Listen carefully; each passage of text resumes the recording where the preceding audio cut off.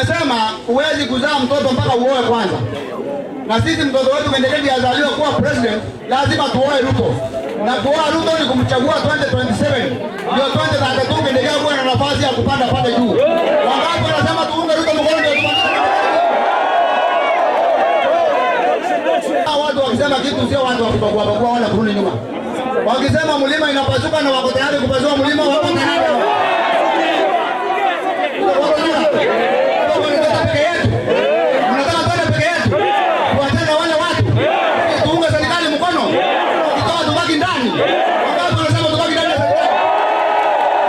Unajua kule kuna watu wengi wanasema wanataka kazi ya makamu wa rais. Hata kule akinopanya wanasema wanataka. Nashukuru Mungu kule Coast wamesema wanaunga Kindiki mkono. Hata ndugu zetu wa Somali na Pakistan wamesema wanaunga Kindiki mkono. Hata kule Rift Valley wamesema wanaunga Kindiki mkono. Kwa hivyo tutapambana katika hii mpango kwa sababu wote tuko kwa serikali moja. Na sisi tumeamua kauli moja. Tutakaa ndani ya serikali ili tufaidike. Na tutakubali wale ndugu wetu wa kutoka kule West watuletee uvumi na uongo na fitina. Ukiwaita West, ukiwaita Nyeri, Murang'a, Kiambu, Nyahururu, otemo siote stima, otemo siote roe, na otemo retelani.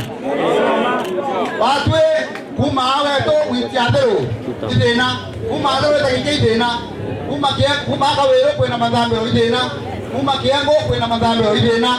All of our area, we are poorly and surely marginalized. Sisi ni wale ambao walitengwa na wakatengwa. Sasa imefika wakati wetu wa kujikomboa.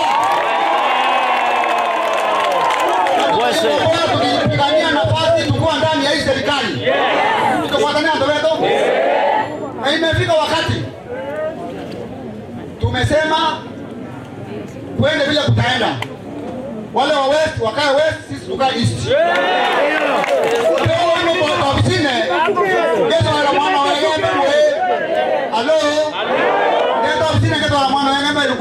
Mani maina ni njoroge lakini kila montika ina itu akilisio te mtu kaandikwa no te wewe to andiki lakini otole baandikwa